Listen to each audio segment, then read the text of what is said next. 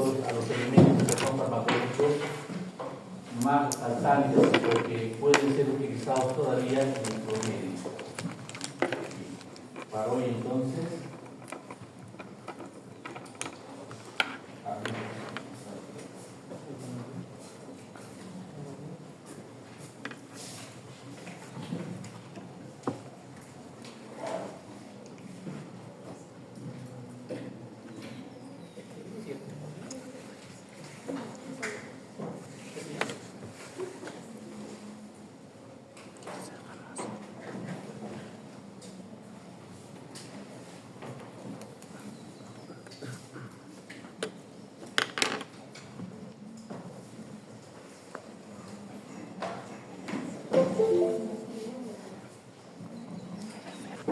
agonistas selectivos receptores alfa, agonistas selectivos receptores beta, los de acción indirecta y los de acción mixta, ¿no? Entonces, ayer vimos hasta catecolaminas, eran fármacos de acción directa no específicos, ¿cierto? Ahora vamos a ver que son selectivos para los diferentes tipos de receptores alfa y beta, los de acción directa y los de acción mixta. Bien, esto por favor deben recordarlo bien. Les decía que es con las acciones propias del sistema simpático y cuáles son los receptores involucrados en las mismas, podemos hacer un buen análisis de los efectos, de las acciones y de las indicaciones que van a tener diferentes fármacos ARN. Recordar sobre todo, por ejemplo, para receptores alfa-1, que van a estar en los vasos sanguíneos de piel y mucosa. Además, van a estar presentes en el esquinto electrógeno vesical, a partir del cual va a haber acciones farmacológicas y también terapéuticas muy importantes. Los alfa-2, recordemos que van a servir para efectos terapéuticos, especialmente en lo que es la inhibición presináptica en el tallo cerebral. Esta inhibición presináptica significa que a nivel de la sinapsis, en los receptores alfa-2 presinápticos, se va a inhibir en cierto modo el tono simpático que inerva al resto del cuerpo, y a partir de allí las acciones van a ser también muy características. Receptores beta, especialmente en el corazón, a nivel renal, en el aparato yuxtaglomerular, tiene que ver con liberación de renina. Receptores beta 2, un poquito más distribuidos en los vasos sanguíneos del músculo esquelético, en el músculo ciliar del ojo, a nivel del árbol bronquial. Ahí vamos a tener una indicación muy específica. En la relajación uterina también vamos a tener un papel importante, mucho menor en el músculo difusor de la vejiga, donde los receptores beta 3 sí van a tener un papel más importante. ¿Okay? La terminación sináptica, nuevamente recuerden ustedes, nos ayuda a recordar no solamente lo que ocurre cuando se estimula la misma, sino la acción de la noradrenalina en receptores postsinápticos, presinápticos, una acción directa, y cuando se inhibe la recaptación tanto a nivel del transportador de la membrana plasmática como a nivel de la vesícula sináptica, entonces tendríamos la acción indirecta. Habrá fármacos que tienen la capacidad de interactuar directamente con receptores, pero también inhibir de alguna manera el realmacenaje del neurotransmisor, y por lo tanto su acción será mixta. Bien. Agonistas selectivos alfa-1. Básicamente son agentes vasoconstrictores. Por la química, todas son aminas, vasoconstrictoras locales, es el sinónimo que pueden tener. Locales porque los que más se utilizan en nuestro medio son precisamente de acción local. Entre estos que están presentes en diferentes formulaciones que se utilizan para descongestionar la mucosa nasal con la mucosa ocular, tomando en cuenta que la congestión que se puede observar en estos sitios determina enrojecimiento, molestias, etcétera, que se pueden contrarrestar con la vasoconstricción. Vamos a hablar aquí básicamente de tres fármacos: la nafazolina, la oximetazolina y la fenilefrina. Cuando ustedes revisen su texto van a encontrar que fenilefrina también se utiliza en forma sistémica por acción parenteral como agente presor. En nuestro medio no tenemos esa formulación, pero la formulación sistémica por vía oral sí la tenemos y se va a utilizar en los diferentes preparados de antigripales de uso común y corriente. con la supuesta acción vasoconstrictora a nivel de la mucosa nasal, que aliviaría la congestión de la misma. Un efecto que, de acuerdo a algunos reportes, no es, digamos, importante, pero la persona que refiere a un alivio más tendría que ver con un efecto de tipo placebo. En todo caso, lo tenemos ahí. El efecto directo de la fenilefrina es directo sobre receptores alfa 1. Bueno, oximetazolina y nafazolina son muy utilizados en formulaciones de uso tópico, especialmente en gotitas para la nariz. En adultos, la nafazolina es el medicamento de elección, o en todo caso el más utilizado, y en niños, la oximetazolina. En un principio, la nafazolina fue el más utilizado por su efecto intenso, digamos. Un poquito de... la duración tampoco es muy prolongada, pero el efecto sí notorio. Sin embargo, hay un problema: la nafazolina puede absorberse y tener acciones sistémicas, lo cual fue contraproducente en los lactantes. Imaginemos pues en el contexto, ya que dentro de pocas semanas tenemos al invierno, otoño e invierno, del niño pequeño lactante que se resfría. Pues la congestión nasal y la secreción nasal difícilmente respira y por lo tanto no puede lactar. Entonces muchas veces en el pasado se utilizaban gotitas que tenían este derivado y la mamá lo utilizaba pues con buenos resultados, porque le limpiaba la naricita y el nene podía lactar. Pero su efecto no es muy largo y además tiene efectos de rebote. O sea que la vasodilatación que se produce después puede ser inclusive más intensa que la que había más antes. Lo cual obliga a que la mamá, en este caso adelante por favor, agregue más gotitas. Bueno, el hecho de que se aplique en la mucosa nasal no significa que el exceso pueda ser tragado. Y al ser tragado los efectos se vuelven sistémicos. Y al atravesar la barrera hematoencefálica podía producir intoxicación en el niño. Y eso podía producir sedación, dependencia del nervio central e inclusive se logró determinar en unos casos que fue causa de muerte. Razón por la cual ya hace muchos años está proscrita la nafazolina para uso en niños menores de 6 años. ¿Okay? La oximetazolina tiene efectos menos notorios, por lo tanto en niños a partir de los 6 años se puede utilizar. Niños lactantes no, de ninguna manera ninguno de ellos. Bueno, a partir de allí, ¿qué podemos utilizar en esa contingencia en la actualidad? Pues gotitas de fluoruro de sodio, que lo pueden acompañar a veces con algún derivado de manzanilla para que algún efecto astringente y todo lo demás. Era muy de moda también hacer de que la mamá pudiera echarle unas gotitas de leche, ¿no?, de su seno en la nariz del niño. Cualquiera de ellos puede facilitar la limpieza de la fosa nasal sin tener estas complicaciones farmacológicas. ¿Okay? Bien, la fenilefrina, además de lo que hemos mencionado, la mucosa nasal se utiliza mucho en oftalmología, como agente descongestionante y también como agente biliar. Agonistas alfa 2. Agonistas alfa 2 vamos a hablar en nuestra clase de 2 derivados. Uno de ellos es la clonidina, antes muy utilizado, ahora un poco menos. Los efectos farmacológicos están basados en disminución de la presión arterial. Puede parecer un poco paradójico, ¿no?, porque si hablamos de agonistas adrenérgicos que sabemos que de por sí a producir vasoconstricción determinan elevación de la resistencia vascular periférica y por lo tanto deberían determinar elevación de presión arterial, la clonidina más bien produce la disminución de la presión arterial. La explicación está de que va a estimular receptores alfa 2 presinápticos a nivel del trombo cerebral, en el núcleo del tracto solitario que está muy cerca del núcleo vasomotor y por lo tanto allí en esa inhibición presináptica disminuye el tono simpático, o sea, las salidas de las señales del sistema simpático son menores. Y esto significa, entre otras cosas, menores efectos a nivel de vasos sanguíneos y también del corazón, lo cual determina el efecto entonces que decimos de disminución de la presión arterial. Entonces, en la actualidad sea así, ustedes serán mejor testigos que yo, pero cuando nosotros hacíamos los estudios del internado y todo ello, en las pacientes que sufrían de preeclampsia o eclampsia, uno de los antihipertensivos más utilizados era la clonidina administrada por vía endovenosa. Sin embargo, vemos que por vía endovenosa va a haber una elevación momentánea de la presión arterial, que no se observa por vía oral.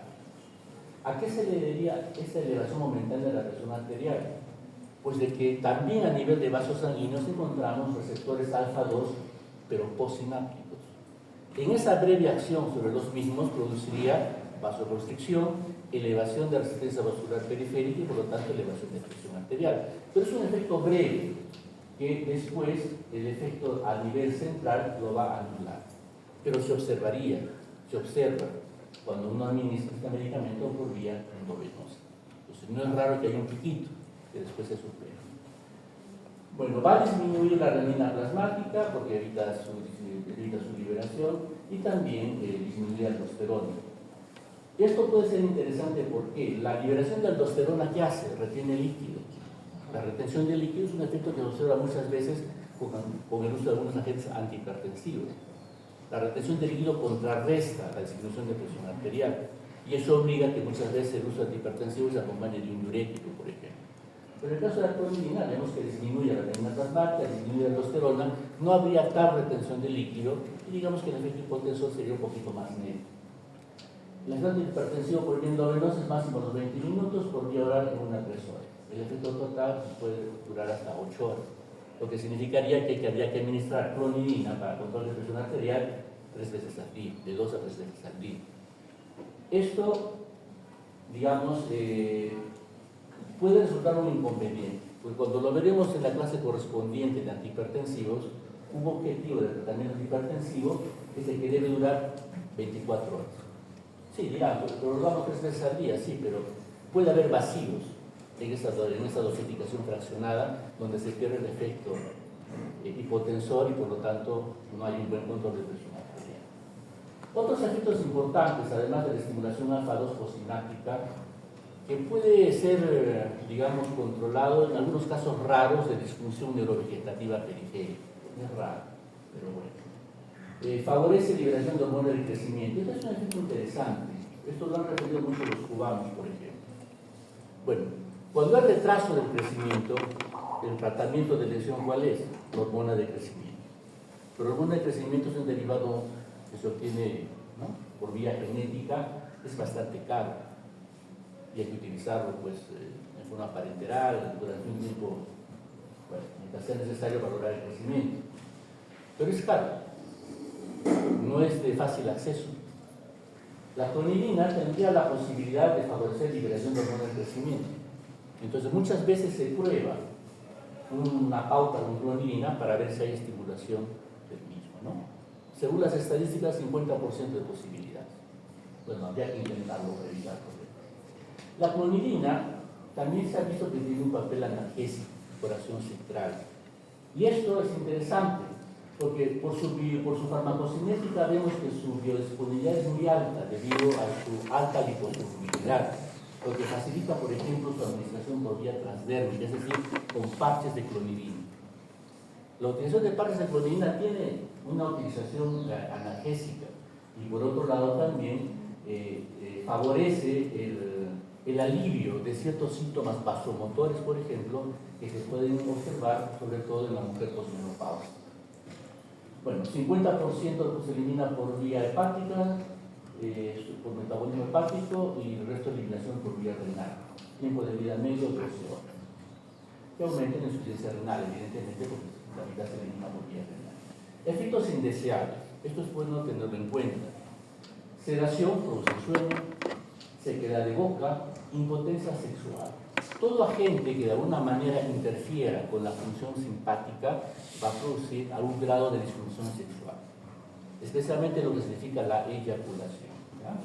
Puede haber estreñimiento, hipotensión ortostática, igual. La hipotensión ortostática también es un efecto notorio con agentes farmacológicos que van a inhibir el tono simpático o que van a producir vasodilatación importante a nivel arterial.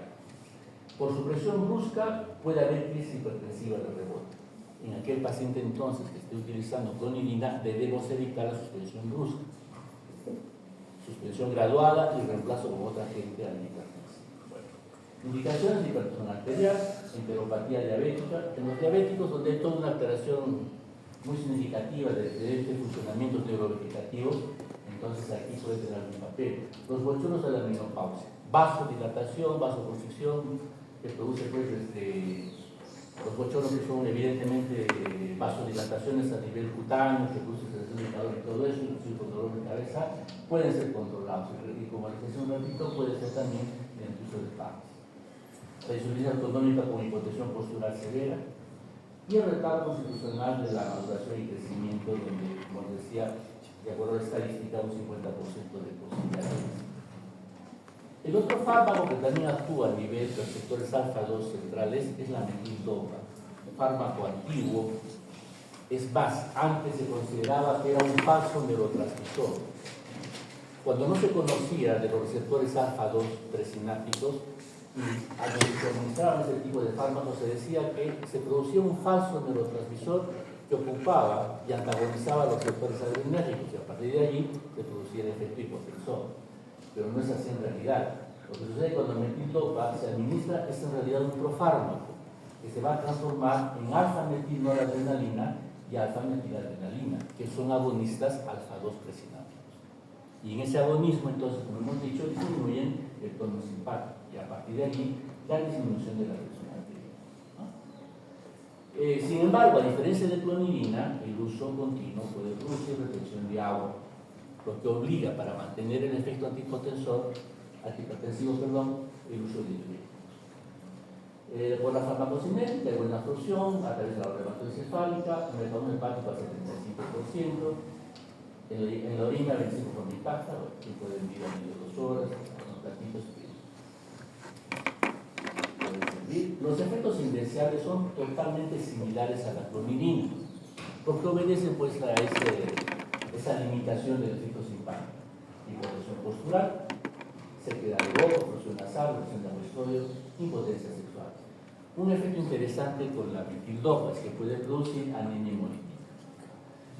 20% de test positivos a CURS significa que se forman anticuerpos anti-eritrocitarios, la membrana eritrocitaria, y allí hablaríamos propiamente de una anemia hemolítica autoinmune en una quinta parte de los pacientes. El alto metabolismo hepático determina que eventualmente puede haber hepatitis medicamentosa. Y en algunos pacientes, por cuestiones autoinmunes, vean ustedes, se puede generar un síndrome semejante al lupus. Además de leucopenia, también con los metildopa es un agente antihipertensivo muy limitado. Hay mejores en la actualidad, por lo tanto su uso ha descendido mucho, pero sin embargo tenemos un grupo de pacientes que pueden requerirlo, y estos son las pacientes gestantes. La metildopa no produce malformaciones congénitas, por lo tanto es uno de los pocos que se va a utilizar en la hipertensión del embarazo. Acá diferenciamos dos cositas. La preeclampsia es una enfermedad hipertensiva del embarazo, más o menos, digamos que es más o menos de presentación más o menos aguda, con manejo, digamos, un poquito brusco y rápido. Pero hay hipertensión del embarazo. El embarazo mismo genera una hipertensión a lo largo de los 9 meses, con el momento que y en esos casos sí se puede utilizar, aunque se usa mucho la metildopa. Hablaremos ahora de fármacos beta-2 selectivos. Y en este caso hablamos de dos fármacos que son bastante conocidos en nuestro medio. Salbutamol es el elemento de referencia para el control de la crisis asmática, de acción corta. Fenoterol es un agente semejante que en la actualidad se utiliza menos. Su mayor utilidad se da cuando uno utiliza el fenoterol no por inhalación, sino por nebulización. Salbutamol también lo puede ser. Salmeterol y formoterol son de acción prolongada. Digamos que si la acción de salbutamol y fenoterol es de 4 horas, salmeterol y formoterol es por lo menos de 12 horas, lo cual, cuando veremos en su momento el manejo del asma bronquial, tiene muy ventajas importantes. Y clenbuterol es un elemento que se encontraba asociado a muchas formulaciones. Es un broncodilatador de acción prolongada, pero sin embargo ahora se utiliza muy poco. No porque haya mayores efectos indeseables, digamos, a nivel neurovegetativo, sino porque está asociado a una ganancia de masa muscular. Por lo tanto, su uso está muy limitado cuando hablamos pues, de ciertas actividades deportivas. Por eso tiene cierta proscripción. Es un medicamento prohibido desde el punto de vista entonces deportivo. La fórmula corresponde al salbutamol. ¿Ya? Ustedes dirán, esta es una catecolamina. No es catecolamina. Las catecolaminas tienen dos grupos OH que están adyacentes. En este caso tenemos un grupo, un carbono intermedio. ¿Te parece mucho? Y eso determina pues, que tengo un perfil, digamos, agonista de receptores beta 2 sin algunas complicaciones propias, por ejemplo, de adrenalina o de noradrenalina. Si bien hablamos de cierta selectividad, hay que tener en cuenta que la misma se pierde con altas dosis. Entonces acá tengan presente que muchos pediatras, especialmente para evitar la nebulización de los niños y sobre todo por cuestiones de comodidad para las mamás, muchas veces exceden las recomendaciones habituales para la inhalación. Es decir, por lo general uno dice dos puffs, ¿no?, cada tantas horas. Ellos dicen que sean 3-4 puffs, de repente un poco más seguido. Entonces, cuando uno utiliza en esa cantidad, se pueden generar algunos efectos que dependen no de los beta 2, de los receptores beta 2, sino de beta 1. Y fácilmente uno observa qué cosa, por ejemplo, taquicardia y otras cosas. Pueden ser efectivos por vía oral, debido a que tienen un tiempo de vida medio mayor, y no sufren metabolismo por la catecolos metiltransferasa porque no son catecolos, ¿no es cierto? Y por la MAO, debido a los digamos, reemplazantes que tiene a nivel del nitrógeno, hace también que la MAO sea muy poco efectiva. Eso alarga pues su vida media. Se puede administrar tanto por vía oral como por inhalación. Recuerden de todas maneras que el uso por vía oral para controlar la broncodilatación, que es el principal efecto, requiere dosis elevadas. Las dosis elevadas hacen que se pueda perder la especificidad y por lo tanto los efectos indeseables sean mucho más notorios. En cambio, por inhalación, salvo que hagamos muchas inhalaciones o muy seguidas, esos efectos son mínimos. La tablita les compara unas características. Recuerden que de las comparaciones salen las preguntas. Entonces siempre es bueno tenerla muy presente. Los efectos indeseables comunes para todos ellos: temblor muscular de primera instancia, característica muy notoria. Quizás lo primero que nota el paciente o los papás del niño cuando le tiemblan las manitos, ¿no? La taquicardia, inquietud, ansiedad, irritabilidad. Si hablamos de niños, no pueden dormir, se ponen de mal humor, se pelean todos. Arritmias cardíacas en pacientes que tienen cierta predisposición, porque esos efectos a nivel cardíaco, recuerden, beta 1 significa no solo cronotrópico positivo, puede ser inotrópico positivo, puede ser dromotrópico positivo y hasta magnotrópico positivo. Y en algún paciente que tiene cierta sensibilidad, el aumento de la excitabilidad puede generar arritmias, que inclusive podría ser hasta inconvenientes. Algunas cositas interesantes: el formoterol, por ejemplo, se da por inhalación, efecto prolongado, porque sus efectos son rápidos, a diferencia del salmeterol, que son lentos.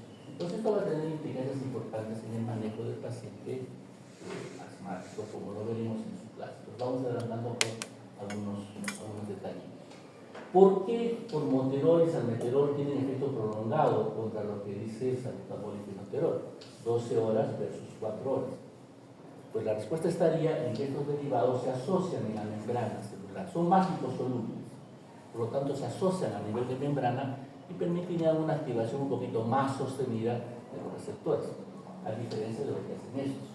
Además, no se menciona, pero habría que suponer que podría haber algún papel con respecto a la desensibilización de receptores.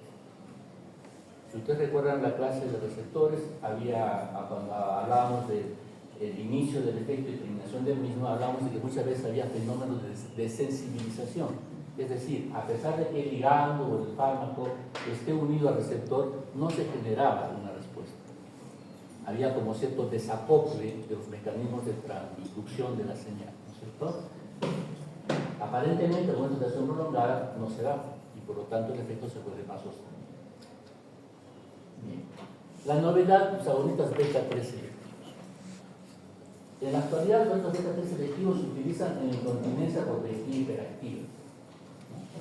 Son pacientes que tienen una vejiga muy sensible y por lo tanto fácilmente se estimula y urge la acción. Entre lo primero que hay que descartar, si son varones, pues que no haya problemas de hipertrofia de próstata, para decir por qué orina tanto. Descartado esto, entonces tenemos pues, que hay una vejiga hiperactiva. Entre las pocas opciones que tenemos para su manejo están estos agonitas beta 3 selectivos que han aparecido en los últimos 5 años. Tenemos en nuestro medio el mirabegrón. El dibegrón también está referido en la bibliografía, pero sí tenemos mirabegrón en nuestro medio, que a las cuales estos receptores producen relajación del músculo detrusor.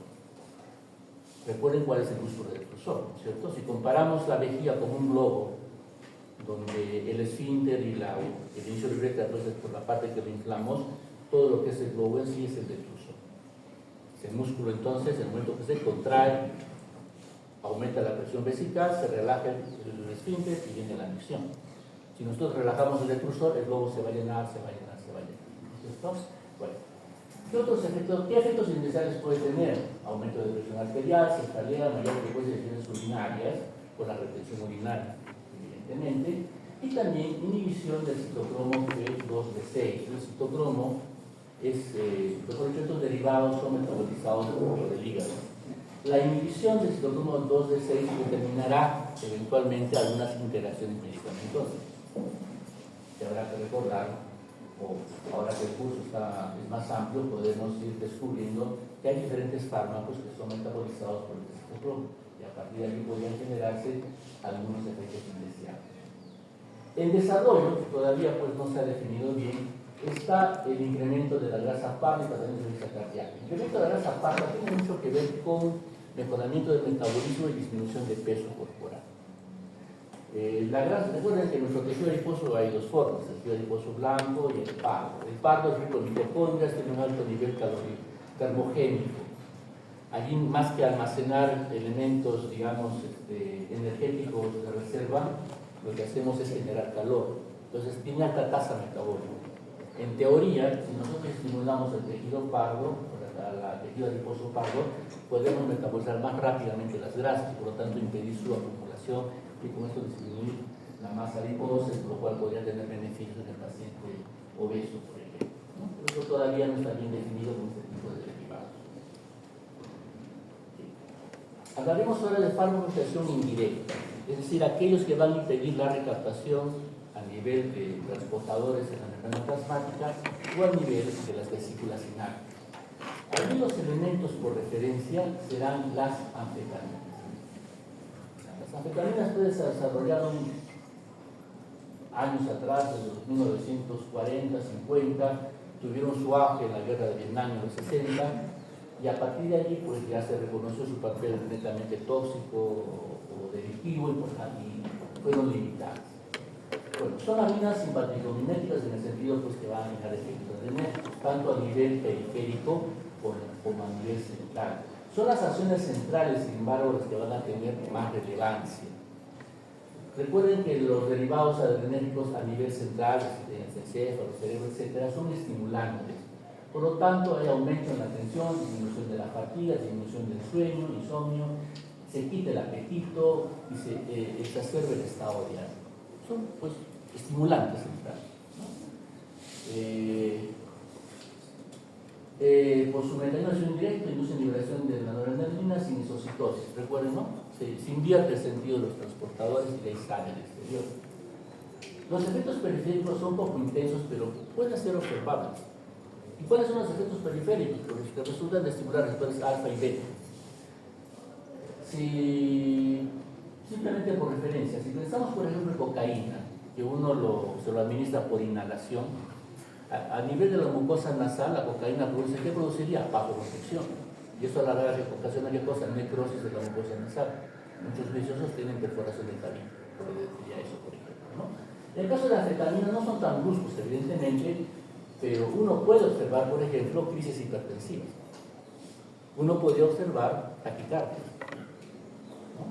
Producto de estimulación a ese nivel, receptores beta. Entonces, repito, si bien son poco intensos, son observables. Y muchas veces es lo que se observa en una intoxicación por la anfetamina. El uso prolongado produce estados depresivos, pero caramba, son muchos que más bien excitan, sí, pero recuerden que cuando los indirectos, cuando hablamos de reserpina, por su acción constante, finalmente hacen que esa noradrenalina, norepinefrina, que queda flotando, sea metabolizada por la monoaminoxidasa, se va a consumir. Y cuando se consume, ya no tenemos, y queda entonces en depresión. En el paciente vicioso, por ejemplo, con cocaína, se observa un ciclo. El paciente utiliza cocaína, va a producir lesión de sus reservas de la adrenalina en el cerebro y tiene depresión. ¿Y qué hace entonces el toxicómano? Consume alcohol. Entonces hay ciclos de consumo de cocaína con consumo de alcohol para mantenerse el paciente siempre en un estado de ánimo elevado, ¿no? Bueno, en este caso no es tanto así, pero recordemos por ahí las implicancias. Si son fármacos que van a actuar en el sistema nervioso central, hay que suponer que son muy liposolubles, ¿no es cierto? Por lo tanto, tienen muy buena absorción corporal, hasta el problema central. Hay alto metabolismo hepático, metabolitos como los impactos se pueden eliminar por la orina. Efectos indeseables, la dependencia y la toxicidad. Diferenciamos dos formas, toxicidad aguda y crónica. Aguda por una sobredosis. En las agudas nosotros podemos observar, además de estimulación del sistema nervioso central, el paciente pues no quiere comer, no duerme, qué sé yo, manifestaciones de tipo cardiovascular, ¿no? Lo que hemos dicho, elevación de presión arterial, taquicardias, etc. Puede haber convulsiones, coma y muerte. En la crónica, sobre todo, se van a manifestar efectos psiquiátricos, donde pueden predominar inclusive alucinaciones, cuadros paranoicos, etc. De estos fármacos anfetamínicos, pues que ya nos imaginamos que ya no se utilizan, tenemos algunos que son de uso muy limitado para quitar el apetito. En las terapias de bajar de peso, en pacientes con obesidad mórbida y todo lo demás, se utilizan de repente un poquito más antes. Ahora porque ya con la cirugía bariátrica ha cambiado mucho el enfoque, ¿no es cierto? Y dentro de otros fármacos tenemos el metilfenidato. El metilfenidato se utiliza en trastorno de la hipertensión con hiperactividad. Un diagnóstico muy frecuente en niños, adolescentes, y es acá donde va a tener valor. El metilfenidato inhibe la captación de noradrenalina y también de dopamina. Ambos son agentes a nivel central excitadores. De estimulación entonces del sistema nervioso central, de funciones mentales, sobrepasa la estimulación motora. En adolescentes, más que en niños, puede producir cierto grado de habituación, porque puede llevar pues, inclusive a sobredosis que van a producir cuadros tóxicos, donde vamos a encontrar manifestaciones cardiovasculares, crisis hipertensivas, por ejemplo, arritmias cardíacas, ¿no? Inclusive se han descrito hasta ACVs en jóvenes, hasta llegar pues, a las convulsiones. Hay buena asociación por violar, se logran encuentros nerviosos que en el plasma. Hay que evitar el glaucoma. Muchos agentes adrenérgicos hay que evitarlos en glaucoma. ¿Por qué en el glaucoma? El glaucoma, ustedes saben, es elevación de la presión intraocular. Puede obedecer a un mal drenaje del humor acuoso. Los agentes adrenérgicos producen miriasis, es decir, dilatación pupilar. Cuando hay dilatación pupilar, ¿no? Contracción del radial del iris, del radial del iris, entonces se va a disminuir el drenaje, por lo tanto tiende a aumentar la presión intraocular. Entonces, mucho cuidado en los pacientes de glaucoma. La formulita, porque no está tan aburrida de eso. Muy bien. Otros fármacos simpáticos miméticos, incluyendo algunos de acción mixta. La epinefrina, un fármaco muy utilizado en el hospital porque permite elevar la presión arterial.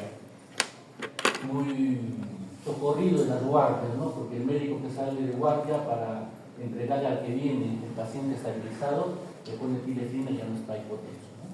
Pasa el efecto y se rasca la cabeza porque baja la presión arterial.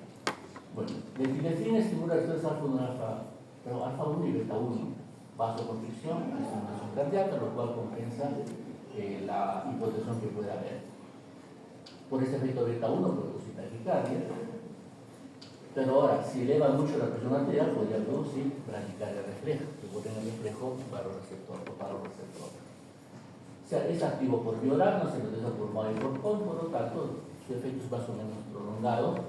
Y estados hipotensivos se utiliza mucho en personas de tercera edad que a veces tienen problemas para regular bien su presión arterial.